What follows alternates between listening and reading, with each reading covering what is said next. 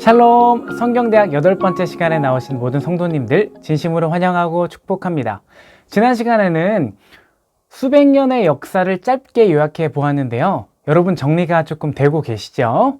우리 중세시대, 처음에 초대교회부터 시작해서 중세교회 그리고 종교개혁 시대의 예배, 그리고 나서 쭉쭉쭉 미국 장로교까지 공부를 했는데요.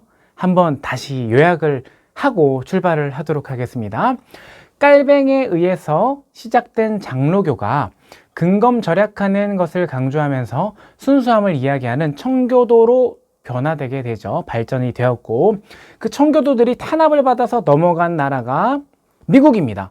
미국으로 건너가서 예배드릴 처소를 찾다가 보니까 처음에 동부에서는 미팅하우스, 집을 중심으로 모였고, 서부에서는 뭘로 모였죠?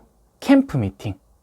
캠프에서 모이게 됐습니다. 천막 쳐놓고. 그러다가 구파와 신파가 싸우고 각각 자신의 전통으로 자리매김하게 됩니다. 모두 기억하고 계시죠? 특히 한국교회 예배를 보면 대체적으로 신파의 영향을 많이 받아 보이기도 하지만 우리 부흥회 사경에 있지 않습니까? 그런데 우리 또 한편으로는 굉장히 청렴하고 근검절약하고 청빈한 삶도 가지고 있습니다. 그럼 구파도 비슷하고 신파도 비슷한데, 자, 우리 한국교회는 어떻게 하다가 지금까지 이런 모습, 우리 한국교회만의 독특한 모습을 갖게 되었는지 한번 살펴보도록 하겠습니다. 한국교회의 출발점을 무엇으로 보냐는 학자마다 조금 의견이 다르기는 하지만 깔뱅에서 시작된 전통을 우리는 따르고 있잖아요. 그래서 깔뱅은 교회의 요건으로 이것을 말합니다. 그러니까 교회가 무엇이다 했을 때 교회는 성례전이 집례되고 말씀이 선포되는 곳에 있다. 자, 그렇다면 선교사가 온 그 날이 가장 먼저 교회가 생겼다고 할 수 없고, 성례전이 먼저 베풀어지고 말씀 선포가 있었을 때가 처음으로 교회가 시작된 날이다 할 수 있겠습니다. 그래서 한번 찾아보니까 1879년입니다. 만주에서 한국인 4명이 세례를 받았다는 기록이 나옵니다. 이게 한국인으로서 최초의 세례거든요. 세례를 받았다는 것은 성찬에도 참여했고 말씀이 당연히 있었기 때문에 그곳은 교회라고 할 수가 있습니다. 물리적으로는 만주 땅이었지만 우리나라 한국인 4명이 세례를 받았기 때문에 그것이 한국교회의 출발점이라고 볼 수 있습니다. 그 후에 소래교회라는 건물교회죠. 거기는 이제 개신교회가 1884년에 처음으로 생기게 됩니다. 공식적으로는 한 1884년 5년쯤에 소래교회라고 많이들 이야기하지만 그 전에 세례로 치면 1879년에 먼저 5년이나 먼저 있었다. 그렇게 보시면 되겠습니다. 이제 84년 정도부터는 교회가 생기면서 선교사님들이 공식적으로 입국하기 시작을 하는데요. 이제 만주교회의 특징을 한번 살펴보면 우리 굉장히 처음에 출발 주자가 어떻게 했구나를 알 수 있겠습니다. 첫 번째 특징은 성경 연구가 가장 큰 이슈였습니다. 성경을 교회 안에서 연구하고 또 번역했기 때문에 그것을 가장 중요하게 생각했고요. 두 번째는 즉흥 기도를 시행했습니다. 선교사들이 처음에는 한국말을 못했겠죠. 그렇기 때문에 리더들을 세워가지고 기도를 시켰어요. 유창하게 기도 잘하면 리더로 세우고 기도를 못하면 안 세웠습니다. 그리고 세 번째, 평신도들이 예배 주도권을 가지고 있었다. 이거 굉장히 중요합니다. 이따가 다룰 텐데 평신도가 예배의 모든 순서를 기획하고 진행을 했습니다. 선교사들은 옆에서 도와줬고요. 네 번째, 토착 문화에 대한 인정입니다. 토착 문화라는 것은 원래 그 지역에 있던 고유한 문화를 말합니다. 안동에 가면 하회탈 있고 찜닭 있고 그런 것처럼 그 지역의 고유한 문화를 없애는 것이 아니라 존중시키되 기존에 우리가 들고 온 선교사님들이 가지고 온 기독교를 조금씩 잘 변형해서 진리가 왜곡되지 않게 그 땅에 맞춰서 이렇게 잘 심겨지게 하는 것, 그것을 토착화라고 합니다. 그리고 다섯 번째는 제사 대체 방안 제안을 했다는 것인데요. 사람이 죽었을 때 죽은 사람의 장례와 관련된 기념일, 그것을 일정한 방식으로 대체하는 것을 제안했습니다. 조상들의 이름을 한 명씩 부르고 가장이 말씀을 읽고 대표해서 기도를 하는 것. 원래는 제사를 지냈잖아요. 근데 기도하는 것으로 바꾸고 또 가장의 집안을 대표해서 하나님께 복을 내려달라고 기도를 합니다. 조상이 복을 내려주는 것이 아니라 하나님이 내려주시는 것입니다. 이것이 발전해서 현재 추도 예배의 틀까지 왔다고 볼 수 있습니다. 1884년에 미국에서 선교사님들이 처음 들어옵니다. 1884년에 공식적으로 확인된 최초의 알렌 선교사님이 입국하시게 되고요. 1885년에 언더우드와 아펜젤러, 많이 들어보셨죠? 이분들이 입국을 하시게 되는데, 이 세 분이 모두 공통적으로 가지고 있는 선교 정책이라는 게 있었어요. 들어올 때 공부를 받고 훈련을 받고 들어오시지 않겠습니까? 이것은 너무 중요한 정책인데 네비우스 선교 정책이라고 합니다. 네비우스는 영국 선교사였는데 이분이 이제 중국에서 오랫동안 선교 활동을 했습니다. 그리고 나서 중국에서 사역을 돌아보면서 글을 썼는데 이 글에서 새로운 정책을 제안합니다. 당시에 대부분의 선교사들이 가지고 있었던 선교 정책이 제국주의적인 방법이었거든요.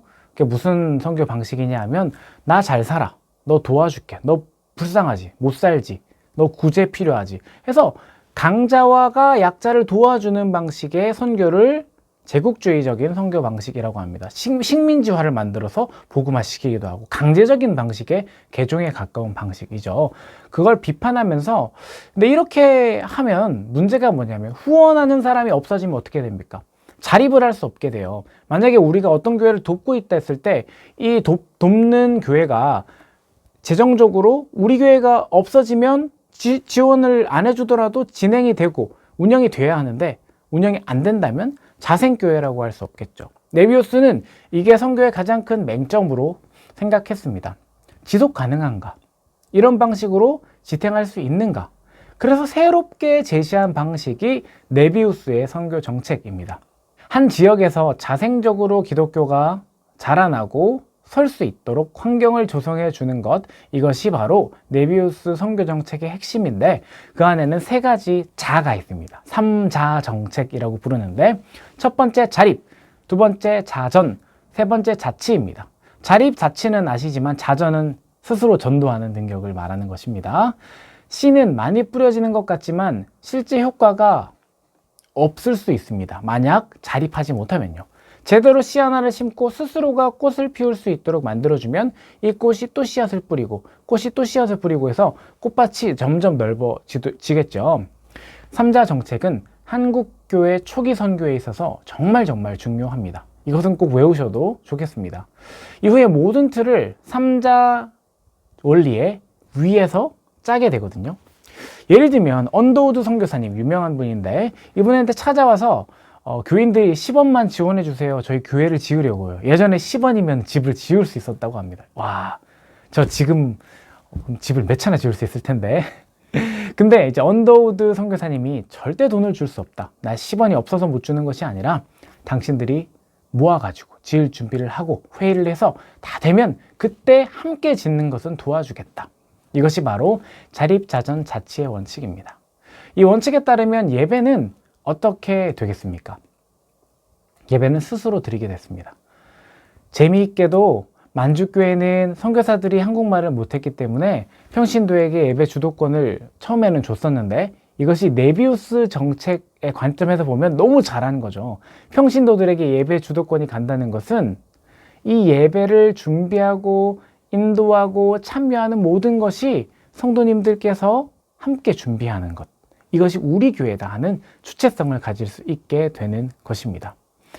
배위량 선교사님, 윌리엄 베어드 선교사님인데요. 이분에 따르면 예배 주도권은 한국교회 성장 동력의 가장 큰 원인이었다라고 말씀하셨습니다.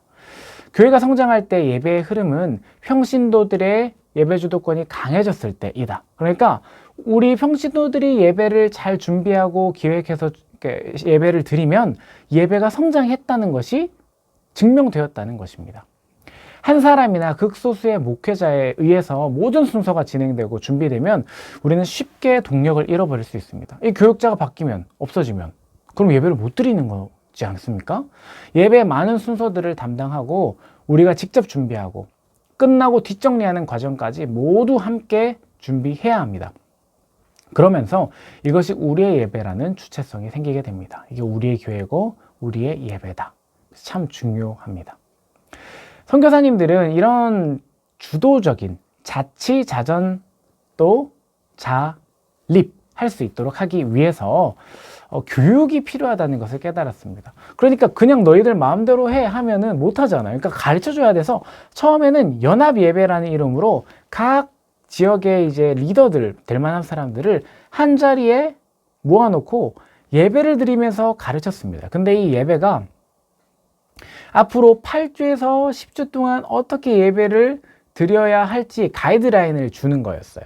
그러니까 각 리더들, 뭐 순서 담당자들, 예배 뭐 반주자들 이런 분들을 다 교육하는 그런 자리였는데, 근데 이게 처음에 조금 하다 보니까 문제가 생겼는데 8주에서 10주 동안 교육을 한다고 말씀드렸는데 일주일에 한 번씩 10주가 아니라요. 매일 8주에서 10주예요. 그럼 이분들이 생업을 못 하잖아요. 그러니까 당시에도 오는 많은 사람들이 생업이 있었고 그 10주 참여는 너무 힘듭니다. 그럼 어떻게 합니까? 그래서 나온 것이 있습니다, 여러분. 자, 어떻게 해야 될까요? 지금 문제가 뭐냐면 이 평신도들에게 신학을 공부시키고 성경을 가르쳐야 하는데 10주는 너무 길고 10주 안 하자니 이거 너무 부족해요. 더 말씀이 이렇게 많고 해야 될 것도 많고 리더가 되려면 어떻게 해야 되는지 구역장은 뭐 해야 되는지 알려줘야 되는데 시간이 부족한 겁니다. 그래서 그러면 우리 짧고 굵게 가자. 그래서 바이블 클래스 시스템을 만듭니다. 그러니까 한국말로 번역하면 성경 교실 또 성경 대학 시스템이 되겠죠. 성경 대학을 만들었나? 네, 이제 아니고 바이블 클래스 시스템, 성경 대학 시스템을 한국말로 바꾸면 사경회가 됩니다. 사경회가 여러분 이렇게 등장하게 되는 거거든요. 리더들을 한 곳에 모아놓고 이제 교육을 해야 되는데 너무 기니까 기간을 축소시키는 대신에 아침부터 밤늦게 새벽까지, 때로 새벽부터 밤늦게까지 계속 성경 공부를 시키는 겁니다. 얼마나 열정적인 성도들이 많았으면 이 사경회의 자리가 넘치고 터져 나갔다고 합니다. 평양 대부흥 운동도 사경회에서 출발한 운동입니다. 그러니까 여러분 바이블 클래스 시스템이제라고 말씀드렸죠. 성경대학. 여러분 지금 성경대학 듣고 계신 거니까 사경회에 참석하고 계신 개념입니다. 만약에 100년 전이었다면 그런 것이었겠죠. 사경회는 처음에 리더들을 위한 집중 성경 공부로 출발했다라는 것을 조금 기억해 주시면 좋겠습니다. 그리고 한 사경회를 1년, 2년, 3년, 4년, 5년 진행하다 보니까 5년 연속 참석하는 분이 계세요. 우리도 예배 때마다 안 빠지고 나오는 분들 계시죠. 그런 5년 참석한 사람에게 수료증을 줬어요. 이야, 또 대단하다. 그리고 그 수료증 받은 그날 장로회 신학대학교가 거기서 시작하게 됩니다. 그분들이 5년 동안 참석한 7인이 장로회 신학대학교의 모체를 만들게 되죠. 여기 광나루역에 있는 장로회 신학대학교, 우리 장로교회의 모체입니다. 가장 처음 시작된 신학교입니다. 그리고 또 이 사경회를 진행하면서 또 다른 고민에 빠졌던 게 예배를 계속해서 드리지 않습니까? 그런데 규정이 없는 거예요. 장로교 예배는 어떻게 준비해야 될까? 막 참고해서 여러 가지 자료를 참고했겠죠. 제가 말씀드린 미국 청교도 루터 칼뱅의 자료도 참고해서 최종적으로 만든 것이 위원입교인 규정입니다. 예배 순서를 굉장히 한국에 맞게 잘 준비된 순서로 만들어서 그걸 규정으로 정한 것입니다. 조금 더 구체적으로는 1919년에 곽알련 교수님이라는 분이 강도법, 목사지법이라는 책을 썼는데 목사지법은 예배 순서가 깔끔하게 정리돼서 등장해요. 그러니까 최초의 장로교다운 예배 순서는 무엇인가 했을 때 위원입 교인 규정이 아니라 그 다음에 생긴 목사지법에 나온다, 이렇게 보시면 되겠습니다. 여기에 두 가지 큰 특징이 있었는데 기존의 예배 순서에 없던 게 추가됐어요. 하나는 신약 성경과 구약 성경을 예배에 동시에 읽는 것. 이것도 사실 종교개혁의 전통입니다. 이것은 제가 너무 긴 이야기이기 때문에 빠뜨리고 말씀은 안 드렸는데 그 전통과 두 번째, 더 중요한 거, 회개하는 시간을 넣었습니다. 원래 회개가 없었는데, 왜냐하면 가톨릭 전통에 따르면 희생제사를 예배를 통해 드리는 거라고 보았잖아요. 근데 예수 그리스도께서 희생제사를 없애셨고 우리의 죄는 우리가 직접 고백할 수 있는 거죠. 그리고 직접 하나님께서 우리 죄를 사해 주실 수 있는 것입니다. 이것이 회개의 시간, 참회의 기도의 시간의 진정한 의미입니다. 종교개혁자들도 이걸 강조했죠. 여러분 기억나시죠? 주일에 참회의 기도 시간 그냥 넘기지 마시고 그 시간에 이거 종교개혁의 엄청난 전통이구나 생각하시며 기도를 드리시면 좋겠습니다. 위원입교인 규정, 그 다음에 박알련 목사님 말씀하신 목사지법, 그리고 사실 진짜 구체적으로 체계화된 것은 1932년입니다. 세문안교회 아시죠? 그 교회에서 선교 정책과 예전 이것에 대해서 한번 정비를 해야겠다 싶어서 깔끔하게 주보의 형식으로 예배 순서를 만들어냅니다. 이것이 사실 지금까지 이어져 오고 있는 장로교회 예식의 가장 표본이다라고 보시면 되겠습니다. 지금까지 초기 한국교회 예배가 어떻게 자리 잡았는지에 대해서 좀 보았는데요. 이것이 한국교회 목사님들에 의해서 이제는 자리 잡아가서 지금까지 오는 과정에 대해서 큼지막하게 굵직굵직하게 한번 이야기를 해보도록 하겠습니다. 토착화라는 말은 중요한 단어니까 기억을 해주시고요. 이 토착화라는 말의 뜻은 우리의 문화에 맞게 적응하는 과정입니다. 무엇이든지 처음에는 생소하고 이상하기 때문에 우리의 상식과 수준에 맞게 이해되도록 우리의 것을 다 버리지 않으면서도 조금 섞어서 융합해 나가는 과정을 의미합니다. 첫 번째로 우리의 토양에 맞게 토착화된 것이 새벽 기도입니다. 원래 이런 거 없었는데 길선주 목사님께서 평양 대부흥운동에 새벽 기도 처음 해보니까 사람들이 너무 뜨겁고 좋은 거예요. 사실 우리나라에는 좀 유교 영향을 받아서 새벽부터 일어나서 기도하는 것들이 조금 자연스럽게 되어 있었기 때문에 조금 더 잘 정착됐다라는 이론도 있습니다. 또 두 번째는 철야 기도입니다. 이거 철야 기도가 금요철야 있잖아요. 이게 왜 시작됐는지 여러분 아시면 되게 재밌는데요. 원래는 새벽 기도가 너무 뜨거워서 사람들이 일찍부터 가서 앞자리에 앉고 싶은 거예요. 그래서 줄을 섰습니다. 새벽 3시, 2시, 1시에 와서 줄을 섰어요. 지금도 티켓팅 하려고 막 전날부터 텐트 쳐놓고 자는 사람들 있지 않습니까? 그런 것처럼 막 전날 밤에까지 줄이 늘어서게 된 겁니다. 이제 도저히 안 되겠다. 선교사님들, 저 밖에서 추운데 떨면서 기다리는 거 보면서 그냥 우리 예배를 드립시다. 그래서 금요 기도회, 목요 기도회, 저녁에 그냥 밤마다 기도회를 열어줬어요. 그게 바로 철야 기도의 모체입니다. 새벽 기도할 때까지 그냥 계속 기도하다가 불이 다 켜져요. 그럼 이제 새벽 기도 시작. 그럼 또 계속 기도하다가 일터로 나가요. 하루 종일 일하고 또 밤에 가서 또 밤새도록 이렇게 기도하고. 이분들은 잠을 도대체 언제 주무셨는지 모르겠습니다. 제 생각에는 아마도 철야 기도하다가 좀 주무시지 않았을까. 24시간 깨 있으면 위험하지 않습니까? 아마도 좀 졸면서 신앙생활 한 것 같은데, 그래도 얼마나 그 마음이 아름답습니까? 우리가 좀 본받아야 할 기도의 태도라고 생각합니다. 세 번째는 산상기도회. 우리 옛날에 산기도라고 불렀죠. 나무 뿌리 뽑는 거. 이건 좀 도교나 무속신앙의 영향을 좀 많이 받았다고 하는데요. 산에 올라가서 부르짖으며 기도하는 것. 이게 훗날 기독교의 통성기도로 발전을 하기도 하고, 또 나중에 이것이 기도원 운동으로 발전을 하기도 합니다. 계속해서 예배는 이렇게 진행이 되다가 1930년대 기점으로 예배에 대한 신학이 정체됩니다. 왜냐하면 그때 일제강점기였죠. 그래서 1945년 해방되고 1950년에 전쟁이 또 터지면서 과거보다 못한 그런 예배 상황으로 좀 돌아가게 됩니다. 준비되지 않은 예배. 왜냐하면 준비를 할 수가 없는 상황이었습니다. 그냥 풍금 하나 놓고 천막에서 예배를 드리기도 했습니다. 이렇게 열악한 상황이 50년대, 60년대까지 지속되다가 60년대에 들어서면서 오순절주의가 좀 등장하게 되는데 한국교회의 큰 주류 세력으로 자리 잡게 되었습니다.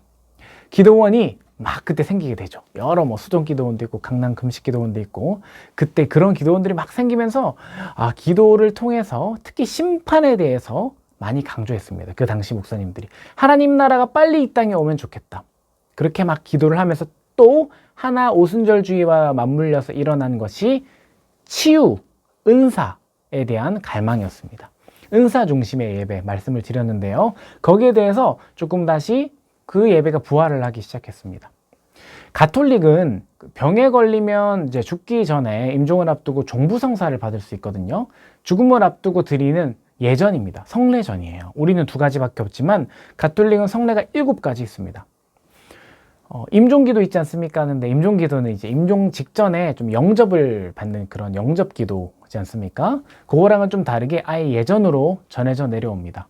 개신교회는 종교개혁을 하면서 성례전에서 좀 없어져 버렸는데 신유의 은사가 그러니까 공식적으로 예배 순서 안에는 없는 거예요. 근데 가톨릭은 가지고 있는 거고요. 이것을 일부 학자들은 장로교회의 단점이다라고 봅니다. 근데 이 장로교의 단점을 비집고 들어와서 치유 사역을 중심으로 한 교단이 있었으니 바로 순복음교회, 조영기 목사님을 토대로 필두로 처음에 시작이 되어서 이 치유 사역의 부족한 점을 어떻게 보면 성령, 치유를 강조하며 이 오순절주의 운동과 맞물리면서 그때 여의도 순복음교회가 급성장을 타게 됩니다. 자, 1970년대로 넘어가면 성전 건축 시기라고 볼 수 있습니다.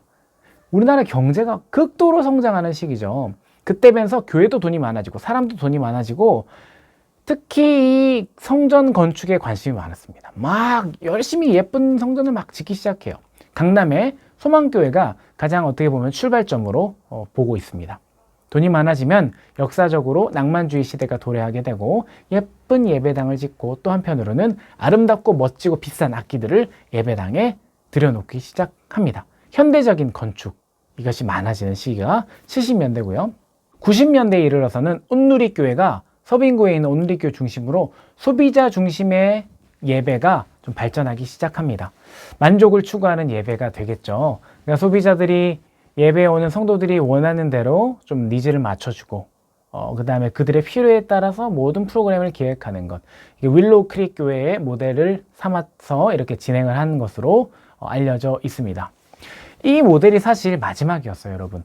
이 뒤에는 새로운 모델이 없습니다. 그리고 이 소비자 중심의 교회가 발전해서 코로나 직전까지 왔다. 지금 직전까지 왔다고 볼 수 있습니다. 불과 2019년까지요.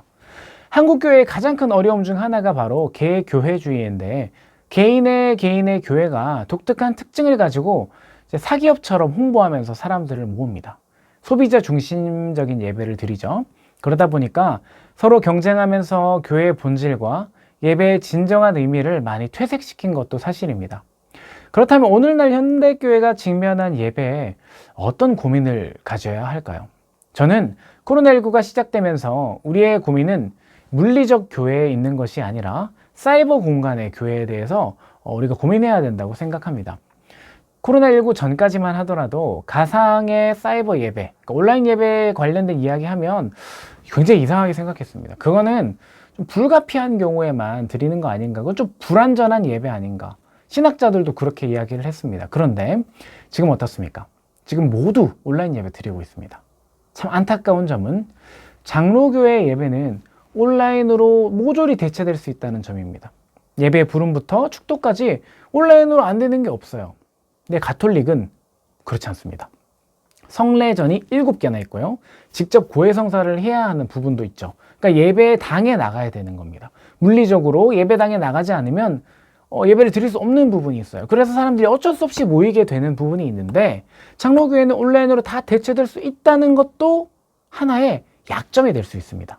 그래서 어떤 예배 학자는 코로나 이후에 장로교는 많이 축소될 것이다 라고 봅니다. 그 이유를 드는 것이 장로교는 만나지 않아도 모든 걸 할 수 있으니까. 굉장히 설득력이 있는 이야기라고 생각을 합니다.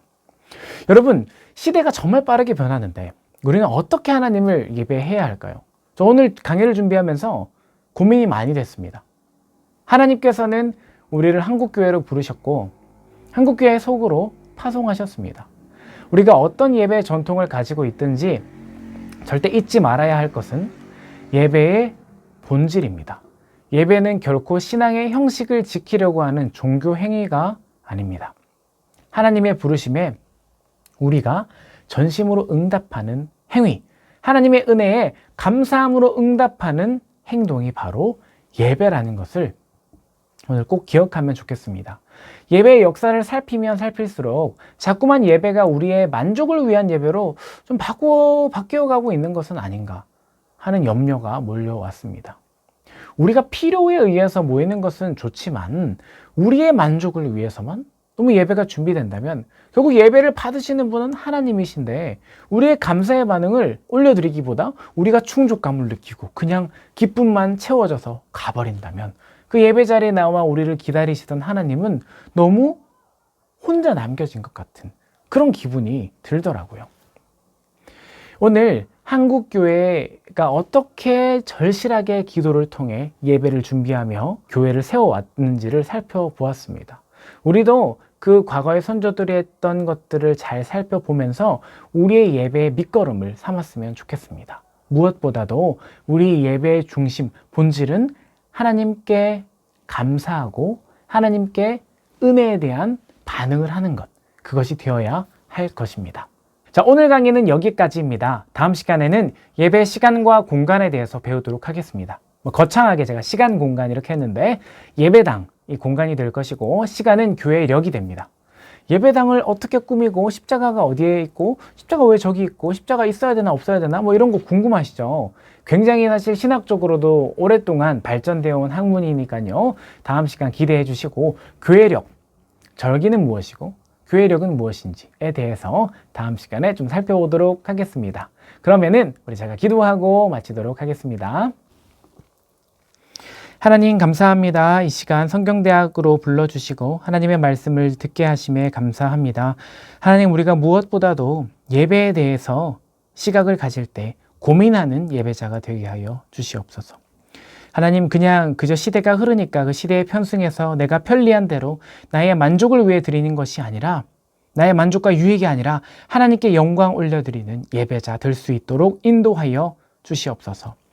나아가 한국 초기교회 선조들이 절실하게 밤을 새워가며 기도했던 것을 떠올리며 우리의 삶의 자리에서도 예배와 기도, 말씀이 끊어지지 않도록 인도하여 주시옵소서. 이 모든 말씀 살아계신 예수님의 이름으로 간절히 기도합니다. 아멘. 오늘도 함께 해주셔서 감사합니다. 다음 시간 9번째 강의에서 뵙도록 하겠습니다. 감사합니다.